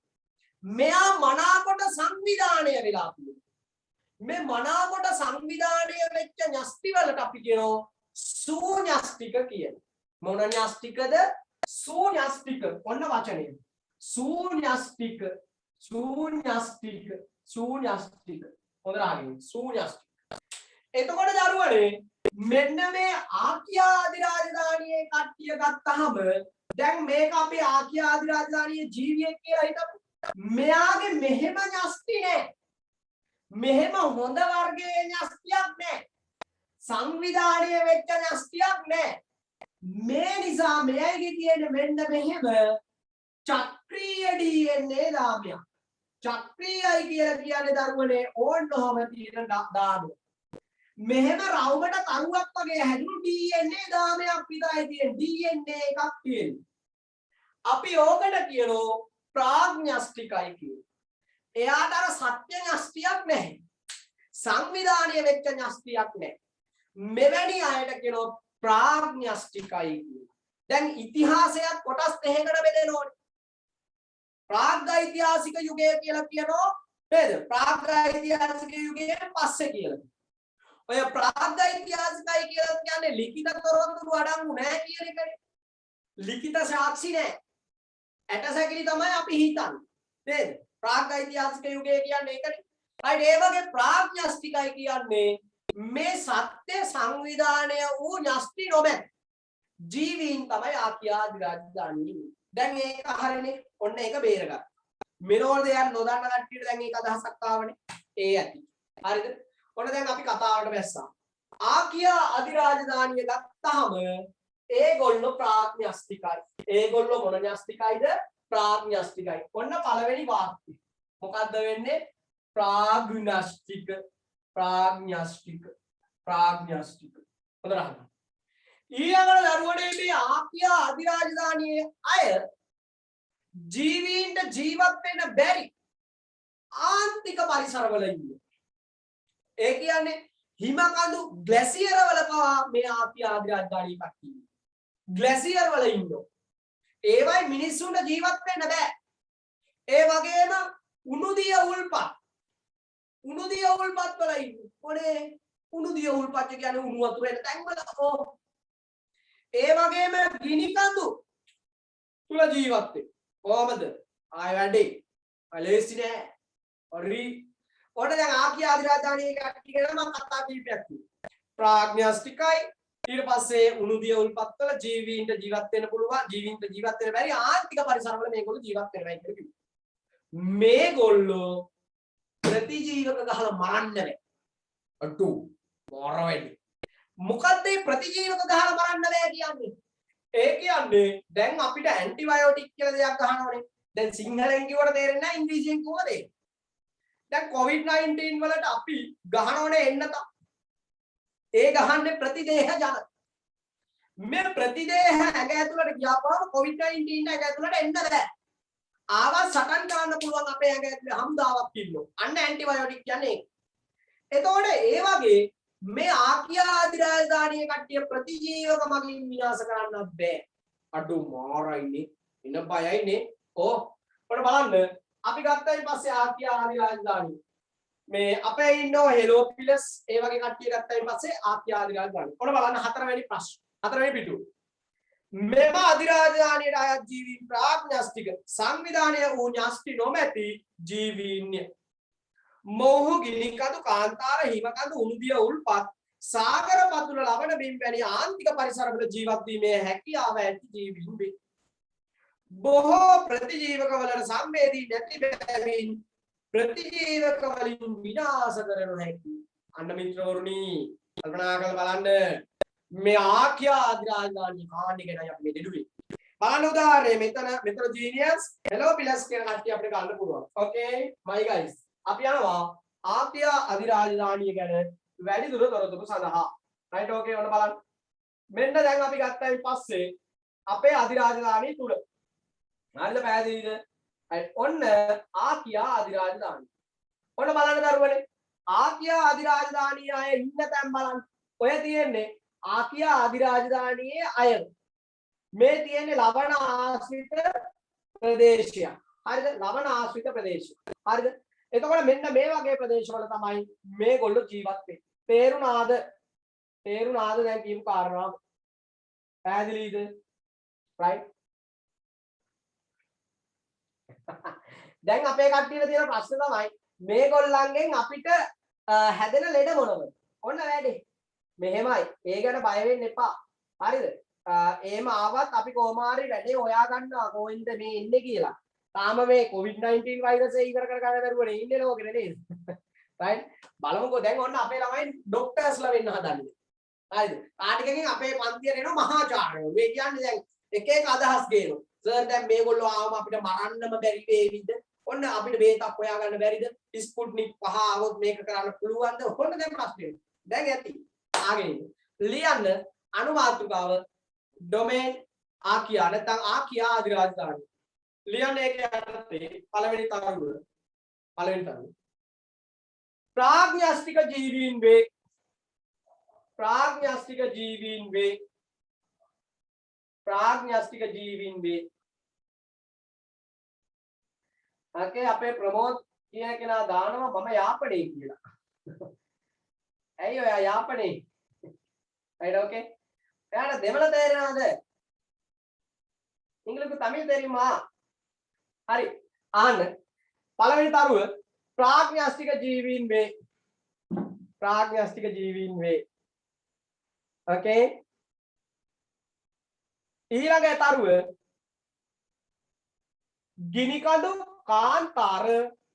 ගිනිකඳු කාන්තාර හිමකඳු උණුදිය උල්පත් හිමකඳු උණුදිය උල්පත්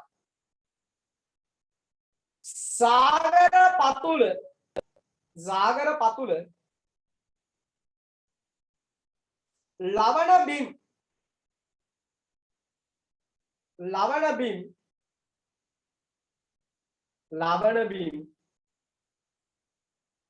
වැනි ආන්තික පරිසරවල ජීවත් වේ. වැනි ආන්තික පරිසරවල ජීවත් වේ.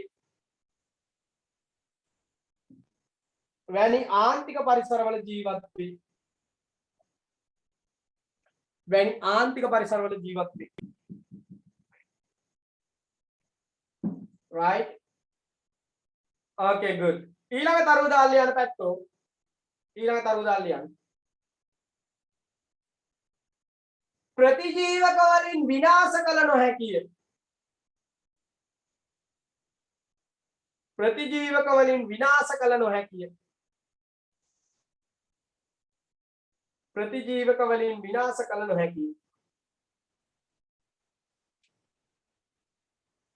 ප්‍රතිජීවක වලින් විනාශ කළ නොහැකිය. okay පැහැදිලිද? තේරුණාද? good. okay මොකෝ කියන්නේ? දැන් ඕගොල්ලන්ට බඩගිනිනේ. ඔව් මන් දන්නවා. දැන් සමහර අය රෙකෝඩින් එක බලනවා කියලා දුවන. කිසි කෙනෙක් යන්න ලෑස්ති වෙන්නේ. හරි? බඩගිනි වුණාට කමක් නැහැ. කාන්ති දාලා අලගෙන නටුවට කමක් නැහැ. පන්තියේ ඉන්න. හරි? හොඳට ආගන්න. හරි? තාජුට්ටයි වැට්ටෝ. හරිම ලේසියි. මේ පාඩම හරි ලේසි. ජීව විද්‍යාව පාඩමක්. it is easy. හරි anyway බැක්ටීරියා ඊළඟට අපිට කතා කරන්න. බැක්ටීරියා. මේ මෙවුන්දලාගෙන් නම් අපිට බේරෙන්න හම්බ වෙන්නේ. හිටි ගමන් යනවා බඩ ඇතුළට ගිහිල්ලා පිස්සු නටනවා බඩ බුරුලට යනවා එතකොට. හරිද? මේ ජර්ම් එකක් ඇඟ ඇතුළට ගියොත් මේ බැක්ටීරියාව ඇඟ ඇතුළට ගියොත් මහා පිස්සු නටනවා. පිස්සු නටනවා කියන්නේ පිස්සුම නටනවා මේක. ආයිතින් අපිට ලෙඩ රෝග හදනවා. ඒ වගේ නෙමෙයි සමහර බැක්ටීරියාව අපිට වැදගත්. හොඳින් අපි ඉස්සරහට කතා කරමු. ගොඩාක් වටිනවා. right? බැක්ටීරියාව. පැට්ටෝ මේගොල්ලෝ ගත්තහම මේගොල්ලෝ ප්‍රාග්ඥාස්තිකයි. හොඳට ආගෙන ප්‍රාඥාස්තික කියලා කියන්නේ ආපහු කියලා දෙන්නේ සංවිධානය නොවූ න්‍යෂ්ටි තියෙන ප්‍රාඥාස්තිකයි. ඊළඟට මේගොල්ලෝ ගත්තාම පෘථුවියේ හැම තැනකම පාහේ මේගොල්ලෝ ජීවත් වෙනවා. පෘථුවියේ බහුලවම මේගොල්ලෝ ජීවත් වෙනවා හැම පරිසරයකම. ජලජ පරිසරය වේවා, වායුගෝලීය පරිසරය වේවා, පස වේවා හැම තැනකම වගේ පුතේ දුවේ මේගොල්ලෝ ජීවත් වෙනවා. අර මේගොල්ලෝ ගත්තයින් පස්සේ මේගොල්ලෝ හරිද ප්‍රතිජීවක වලින් විනාශ කරන්න. අන්න ඒක වැදගත්. දැන් මෙවුන්දල ප්‍රතිජීවක වලින් විනාශ කරගන්න බැරි වුණා. කවුද? ආකියා ආදිරාජ්ලා. හැබැයි බැක්ටීරියාව පුතේ ප්‍රතිජීවක වලින් විනාශ කරන්න පුළුවන්. අන්න ඒක අපිට වැදගත්. හරිද? එතකොට මේ බැක්ටීරියාව අපි ගත්තයින් පස්සේ ව්‍යාධි ජනකයන් ලෙස ක්‍රියාත්මක කරනවා. ව්‍යාධි ජනකයන් විදියට ක්‍රියාත්මක වෙනවා. ව්‍යාධි ජනකයෝ විදියට වැඩ. මොකද අපිට ලෙඩ රෝග හදනවා. අතිසාරය වගේ ලෙඩ හදනවා. right? එතකොට බලමු අපි කතන්දරේ මොනවාද? ආකියා අධිරාජධානි. sorry bacteria අධිරාජධානි.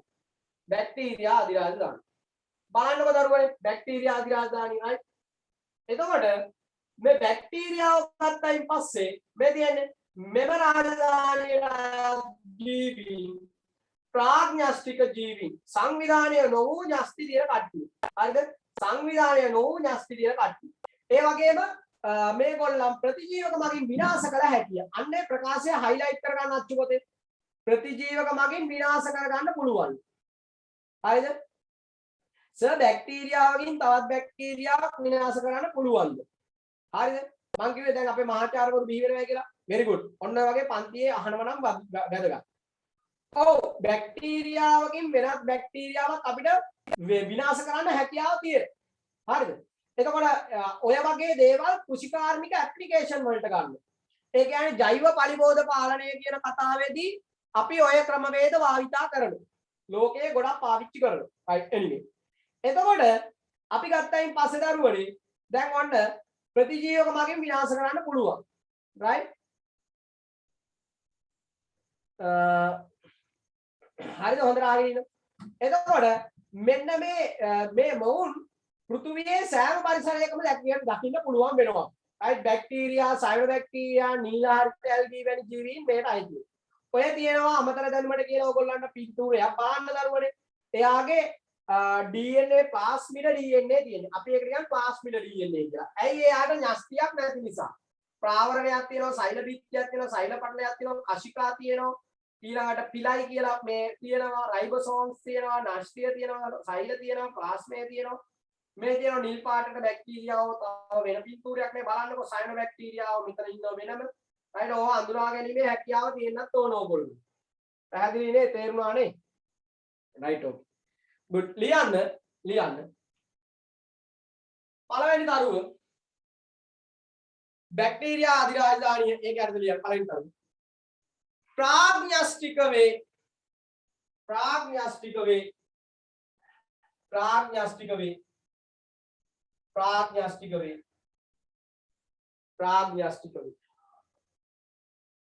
ඊළඟ එක ප්‍රාඥාස්තික වේ පළවෙනි එක. දෙවෙනි දරුව රතු බෑනේ ප්‍රතිජීවක මගින් විනාශ කළ හැකිය. ප්‍රතිජීවක මගින් විනාශ කළ හැකිය. ප්‍රතිජීවක මගින් විනාශ කළ හැකිය.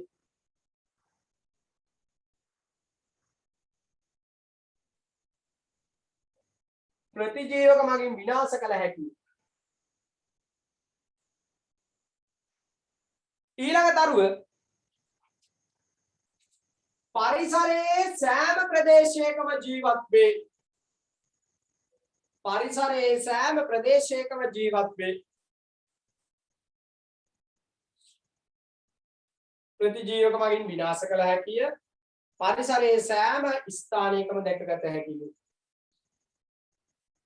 ඊළඟ දරුව ව්‍යාධි ජනකයන් ලෙස ක්‍රියා කරයි. ව්‍යාධි ජනකයන් ලෙස ක්‍රියා කරයි. ව්‍යාධි ජනකයන් ලෙස ක්‍රියා කරයි. ව්‍යාධි ජනකයන් ලෙස ක්‍රියා කරයි. Okay, good. පැහැදිලිද? තේරුණාද? right. මෙන්න මේ බැක්ටීරියාව ගත්තාම දරුවනේ මේ බැක්ටීරියාවන්ගේ වැදගත් ලක්ෂණ සහ අහිතකර ලක්ෂණ තියෙනවා ලෝකයේ. අපේ මිනිස්සුන්ට මෙන්න මේ බැක්ටීරියාවන්ගෙන් වැදගත් වන කාරණා තියෙනවා. ඒ වගේම අහිතකර කාරණා තියෙනවා. හොඳට අහගන්න දරුවනේ. හොඳට අහගන්න. මේ බැක්ටීරියාව ගත්තාම සමහර ඒවුන් අපිට ලෙඩ හදනවා. දැන් ඕගොල්ලෝ දන්නවා ඔය ලෙඩක් තිබුණා ඉස්සර කාලේ කාස රෝග. මොකක්? කාස රෝග. ඒ කියන්නේ ක්ෂය රෝගේ. හොඳ වෙන්නේ නැහැ. කැස්සක් තියෙනවා හොඳ වෙන්නේ නැහැ. දැන් මම මේ ඉඳලා හිටලා කයින් කැස්සක් නෙමෙයි. එක දිගට කැස්සක් තියෙනවා. එහෙම කැස්ස. අපි ඔකට කියනවා ක්ෂය රෝගය කියලා. මේක පෙනහළු වලට බලපාන. මේකට බෙහෙත් තිබුණේ නැහැ. හැබැයි බැක්ටීරියාව ප්‍රතිජීවක මගින් විනාශ කරන්න පුළුවන් නිසා දැන් ක්ෂය රෝගෙට ලෝකෙ බෙහෙත් තියෙනවා. ක්ෂය රෝගෙට බෙහෙත් තියෙනවා. බය වෙන්න එපා. හැබැයි මේ බෙහෙත එක දිගට ට්‍රීට්මන්ට් එක ගන්න ඕන. මේ සතිය අරන් හෙට නවත්තන්න බෑ. දිගට ගන්න ඕන. එහෙම නතර වුණොත් එයාට මුල ඉඳලම ආපහු ගන්න. එතකොට එයාට දඩක් ගන්න ඕන. ඒ නිසා ක්ෂය රෝගය තියෙනවා නම් බය වෙන්න එපා බෙහෙත් තියෙනවා. COVID-19 වගේ නෙමෙයි. right එතකොට මම මේ කියන්න උත්සාහ කරේ ඔයගොල්ලන්ට දරුවනේ මේ බැක්ටීරියා රෝග අපිට මේ බැක්ටීරියාව විසින් ලෙඩ හදනවා. ක්ෂය රෝගය, එතකොට ඔය ලාදුරු, නියුමෝනියාව, කොලරාව, පිට ගැස්ම වගේ රෝග හදනවා බැක්ටීරියාවන් නිසා. ඔන්න අහිතකර බලපෑම. දෙවෙනි එක තමයි අපේ ආහාර නරක කරනවා. මෙවුන්ට කරන්න මේ දෙයක් නැතුවනේ මේ කරන්නේ. මාළු ටිකක් ගෙනාලා වලකකින් වහලා තියන්න. උදේ උයා ගන්න බැරි වුණා, දවල්ට උයන්න බැරි වුණා, රැට උයන්න බැරි වුණා. ඊට පස්සේ රේන්න උදේ බලනකොට ෂොට් එක දීලා ඉවරයි. වලඳකින් වහලා දෙව්වයි කියලා හරියන්නේ නැහැ. අධිශීතකරණය තියන්න ඕනේ ඒක වෙනම කාරණාවක්. අපි හිතමු අධිශීතකරණයක් නැති ගෙදරක අපිට බැක්ටීරියා ආසාදන ඇති වෙන්න පුළුවන්. ඔයගොල්ලෝ දන්නවා ඒ සැමන්ටින් වලට බැක්ටීරියාව ගියොත් නියුරොටොක්සින ස්‍රාවය කරන්නේ භයානකයි. ස්නායු විස ඇති කරන්න පුළුවන් මේක. ඒ නිසා අපේ ආහාර ටික නරක කරනවා. මිත්‍රෝනි අපි නැගී සිටින්න ඕනේ වෙන්නේ. අන්න ඒක මේ බැක්ටීරියාවන්ට රෙහිව අපි නැගී සිටින්න ඕන. වෙඩි තියන්න ඕන දුටු දැන්. අන්න ඒක. පේන්නේ නැහැ ඒ ඉන්න හොඳයි. හරි හරි ඒක කරනවා. ජොලි තුවක්කුත් වෙනවා සමහරයි. රයිට් එතකොට අහගෙන ඉන්න. මේ බැක්ටීරියාව අපිට ලෙඩ රෝග හදනවා. මිත්‍රෝනි අතර මේවා මහ බලු වැඩ. බැක්ටීරියාව වුණත් අපිට ඕක කරන එක හොඳ නැහැ. කොත්තුවක් ආපුවාම බඩ මුල්ලට ගියපු අවස්ථාව වුණ තරම් ඇති. යනවා එනවා ආපහු එනවා ආපහු දුවනවා ආපහු යනවා පුතුවත් තියා වාඩිලා ඉන්නවා ආපහු දුවනෝනේ. හොඳ අත්දැකීම් ඇති. අපේ ළමයින්ට ඔව් මම දන්නවා. අපේ පූජනීටත් එහෙම වුණා පෞගිය දවසක රයිට් එළියේ අහගෙන ඉන්න. ඊළඟට දරුවනේ අපොයි කියලා දානවා. හරිද? ලැජ්ජාවයි බෑනේ. ඊළඟට මේ බැක්ටීරියාවන්ට එහෙම වඩින්න බෑ. වෙඩි තියන්නේ එපා. ගොහන්න එපා. හරි මොකෝ දන්නවද? ඕගොල්ලෝ කන යෝගට් හැන්දක් ගානේ. මෙන්න මේ බැක්ටීරියාව අපිට වැදගත් වෙනවා. හරිද? බැක්ටීරියාව අපිට වැදගත් වෙනවා යෝගට් නිෂ්පාදනය. කිරි චීස් බටර් නිෂ්පාදනය. ඕගොල්ලෝ කන්නේ. හරිද? එතකොට අන්න මුදවාපු කිරි නිර්මාණය කරගන්න අපිට ඕන මේ බැක්ටීරියාව ඕන වෙයි. නේද? අර කතාවට කීවක් තියෙන්නේ? පුදුමාකාර තරම් අපි ඉවසන්න ඕන මොනවද?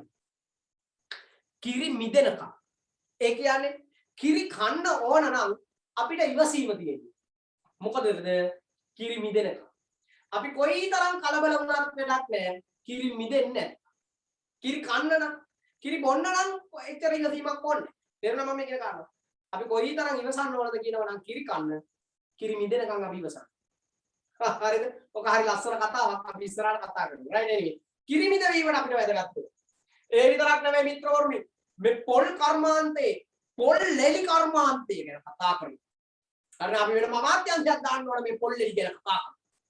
අන්න ඒකයි පොල් ඇමති කෙනෙක් හිටියට පොල් ඇමති මේ පොල් ලෙලි ගැන කතා කරන්නේ. හරි ආගෙන ඉන්න. හරි මේ පොල් ලෙලි ගත්තාම අපිට වඩාත් වැදගත් වෙන්නේ පොල් කෙන්ද. ඔන්න පොල් ලෙල්ලක්ම යන්නේ. කොකනට් හක්ස් එකක්. මේ පොල් ලෙල්ලක් ගත්තාම දරුවනේ මේ පොල් ලෙල්ලේ හරිද කෙඳි අතර තියෙනවා පැත්තෝ මෙන්න මේ වගේ පෙක්ටින් කියලා සංයෝගයක්. මක්ක සංයෝගයක්ක තියෙන්නේ පෙක්ටින් කියලා සංයෝගයක් තියෙනවා. මෙන්න මේ පෙක්ටින් කියන සංයෝගය ගත්තයින් පස්සේ මෙව්වඳා හරිද මෙවුන්දලා මේ පොල් කෙඳි ටික අල්ලලා බැඳගෙන තියනවා. ඔන්න වැඩි පොල් කෙන්ද බැඳලා තියෙනවා. දැන් පොල් කර්මාන්තයේ යෙදෙන මෙතන ඇති වෙන්නප්පුවේ ළමයි ඇති නේද? මට මතකයි මම විශ්වවිද්‍යාලේ කාලේ මම වෙන්නප්පුවේ වෙන්නප්පුවට ගියා මොකටද මගේ පොල් පර්යේෂණ ආයතනයත් එක්ක මම ලුණුවිල මේ පැත්තේ මම හිටිය කාලයක්.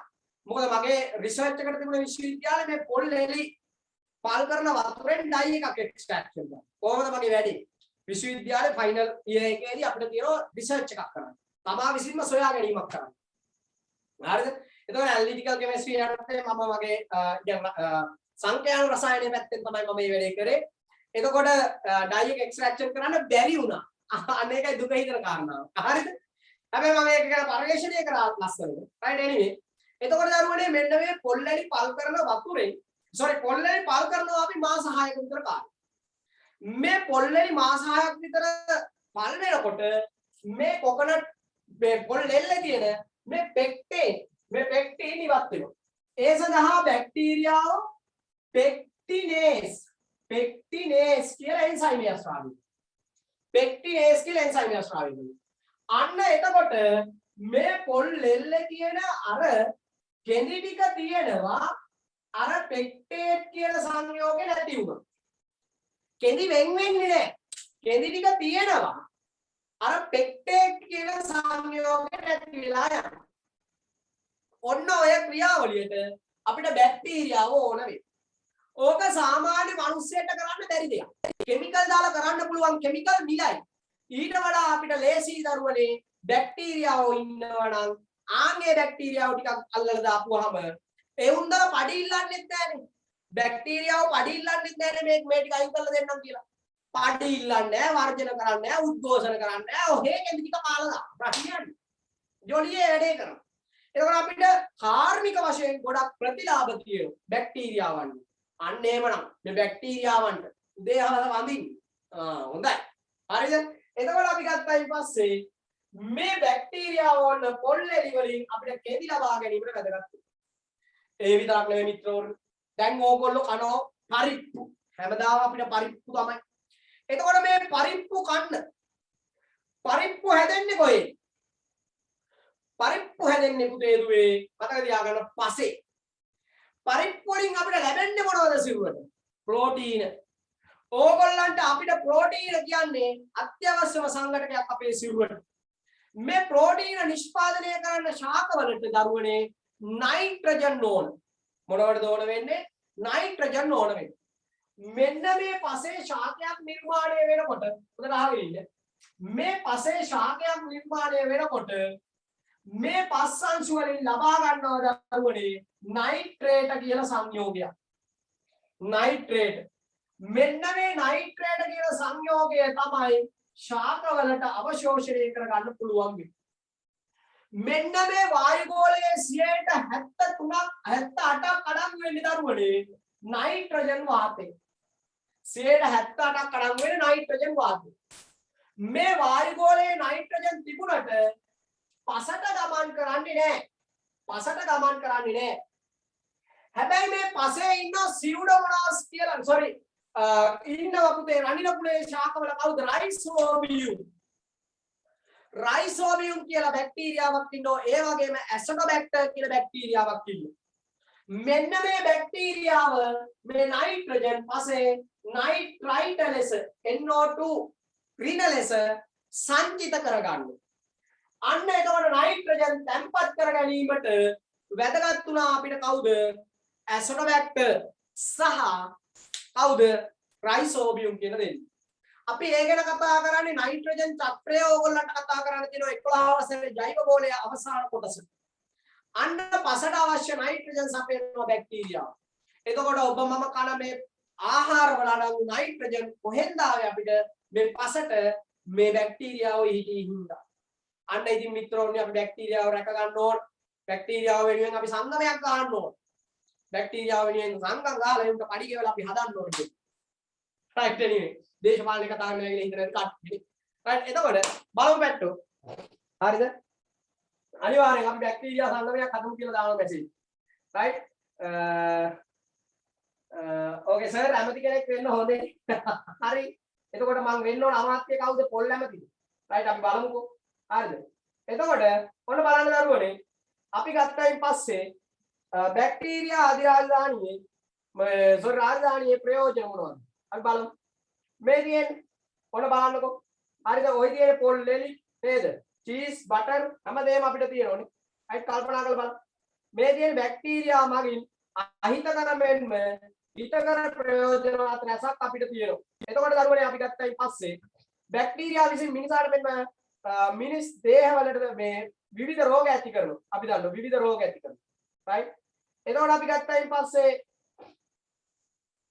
ඔය තියෙන පුතේ අපිට රෝග හදනෝනේ හරිද එතකොට අපි ගත්තයින් පස්සේ බැක්ටීරියා විසින් මිනිසාට මෙන්න වෙනත් ජීවීන්ට රෝග ඇති කරනවා ක්ෂය රෝගය නියුමෝනියා කොලරා පිටකස්ම ලාදුරු ඔය තියෙන්නේ ලාදුරු හැදුණු පුද්ගලයෙක් අපි ගත්තයින් පස්සේ හරිද ලාදුරු එහෙම හැදිච්ච කෙනෙක් මේ ලාදුරු කියන රෝගේන ඇඟිලි එහෙම හැලෙනවා දරුවෝ හරිද පුරුක් වලින් බුරුල් වෙලා හැලෙනවා ආහාර නරක කරනවා අපේ ඔන්න ඊට මුදවාපු කිරි නිෂ්පාදනයට වැදගත් කේජු නිෂ්පාදනයට වැදගත් පොල්ලෙලි හා හන වලින් අපිට මේ කෙදි ලබා ගැනීමට වැදගත් වායුගෝලීය නයිට්‍රජන් තිර කිරීම නිසා පසේ නයිට්‍රේට් ප්‍රමාණය වැඩි වෙනවා මල දේහ හා මල ද්‍රව්‍ය වියෝජනය කිරීම අන්න අපිට වැදගත් වෙනවා තේරුණාද කියන කාරණාව පැහැදිලිද කියන කාරණාව right එතකොට දරුවනේ හරිද ලියන්න තරුවක් දාලා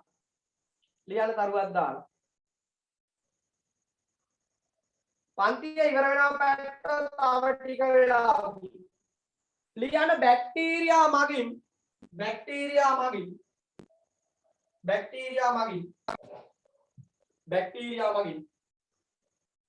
මිනිසාට ඇති අහිතකර මෙන්ම හිතකර ප්‍රයෝජන මිනිසාට ඇති අහිතකර මෙන්ම හිතකර ප්‍රයෝජන පැට්ටෝ ඉක්මනට ඔය ටික ලියා ගන්න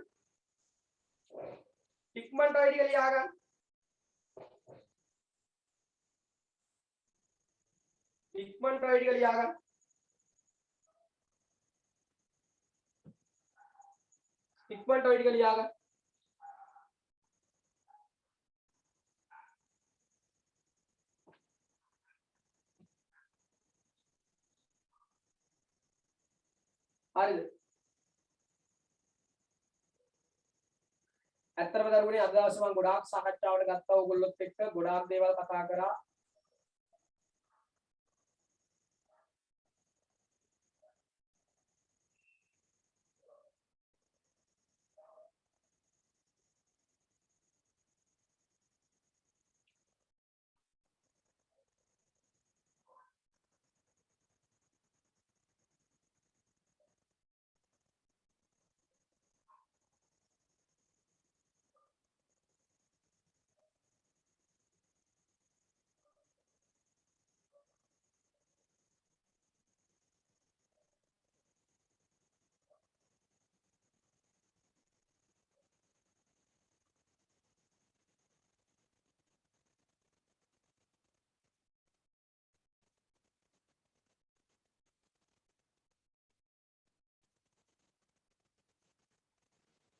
හරිද ඇදලා ඉවරද ලියාගෙන ඉවරද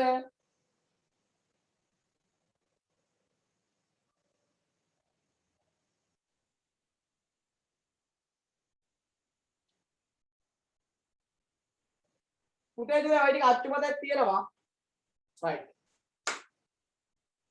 මේ අතර මන්දිර අතර කරනවා ඔබ හැමදෙනාටම සුබ රාත්‍රියක් වේවා වාසනාවන්ත සත්‍ය අන්තයක් වේවා ඔබ හැමදෙනාටම දරුවන් සරණයි ආයුබෝවන් නමෝ බුද්ධාය